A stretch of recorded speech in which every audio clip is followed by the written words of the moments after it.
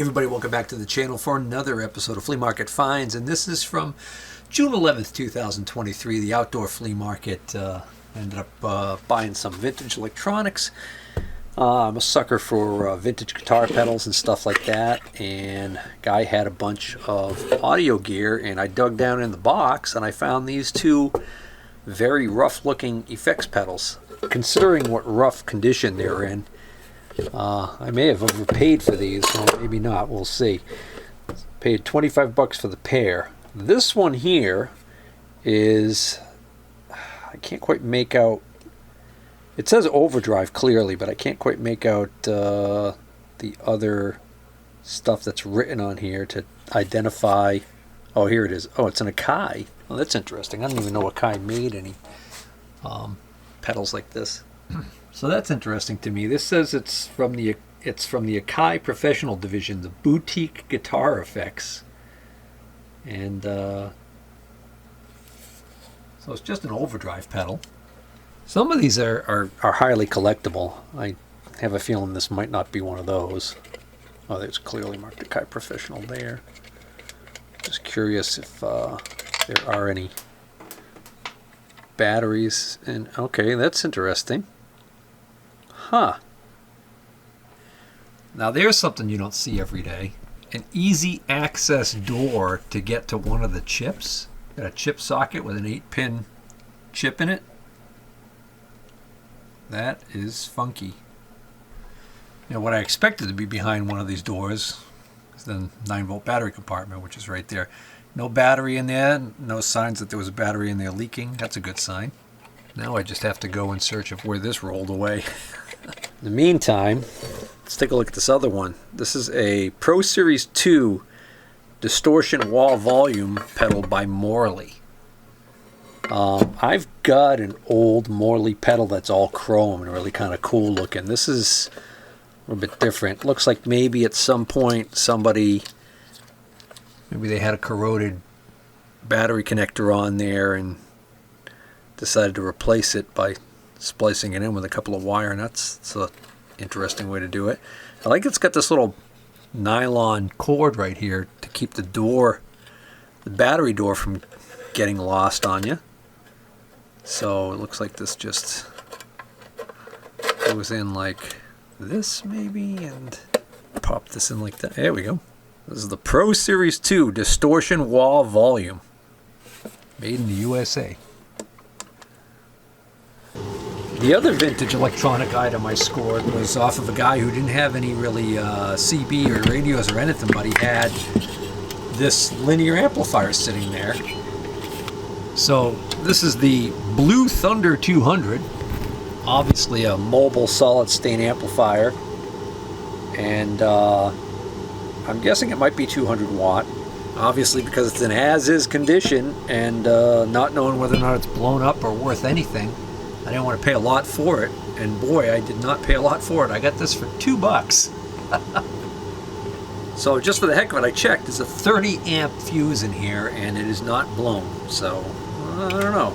Does that bode well, maybe? Next up, I got this nice vintage Starrett level for $15, and then I also bought this nice big Starrett caliper for $15. Normally I don't buy these anymore because I don't really get a lot for them, but this is just such a large one. You don't come across these really huge ones like this very often. And then I got this Craftsman automatic center punch from the same guy for $8. Works perfectly fine. And then I got these two items here for $40 for the pair. This is an old set of magnetic transfer blocks. So these are like parallels that are made to go on a magnetic chuck, and they will transfer the magnetic force up through them to whatever you put on there. I don't think there was any maker's name or anything on these. They just look like a nice old pair. I'm into those for $20, and then I'm into this Best Test for $20. Which this particular Best Test, I forgot what model this is. This is a 7031-2, so the resolution is half thou, 0.0005. and it works perfect. It's in pretty darn good shape by the looks of it. This next little grouping right here, I paid $40 for. 20 of it was for this Starrett number 615 hammer. This is a center punch hammer. It's got a built-in magnifying glass, and the idea was that you would use the magnifying glass to align your center punch onto the mark, onto your layout line, and then use the hammer to tap it. And these are kind of rare, so they're pricey when they're in great condition. This one looks like hell. It's rusty. So that's the unfortunate thing about it. So 20 is stretching it, but I tried like heck to get them to come down on the price. So hopefully I'll be able to make a little bit on this one. Not too much. And then from the same guy for another 20, I was able to get these two tape measures and this Starrett engraved micrometer. Now the micrometer is locked up, but it's basically, I had him just throw this in. I really was paying 20 bucks for this pair of tape measures and got this for free. If this micrometer ends up being junk, it's got a good ratchet thimble on the end there that I could take off of this one and put onto another one that might have a broken one. It does move a little bit, but yeah, I got a feeling that's going to be junk. Or I shouldn't say junk, but not worth the time for me to put into it. This, on the other hand, is pretty nice. This is a Starrett, I think this is a 25-foot tape measure. And it's actually got this almost like a black color to it, which I've never seen before. So that makes it a little bit different. You guys ever seen one with black lettering? And this one caught my eye. I thought it was a neat looking one. This is also a Starrett, but I've never seen this particular model. It's got this neat knurling almost on it, on the body of it. And this is a gray background to it. And so this one is in eighths and this one's in sixteenths. So this one just says special right there in the middle. Actually, this one does too. Maybe this is different than the ones I've had in the past. Maybe we got something. So I'm always learning something new. Turns out there are quite a few different variations of these style of tapes. 520 series, I guess, is the most common one, and then there's all these special tapes with different backgrounds, satin chrome, and then we keep going. Etched steel, white steel, and here we have the satin chrome Millman's steel tapes, number C504 series. So that's what this is. This is a Millman. I've never had one before. Kind of cool. I got this pair of vises for 40 bucks. This one here is just a nice little, good usable bench vise. It's a swivel style.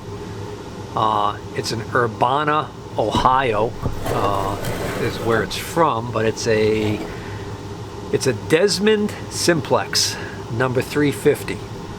So it's a nice little USA-made vise. Looks like it's about a 4-inch. Make that 3.5. It's got the little anvil area here on the back.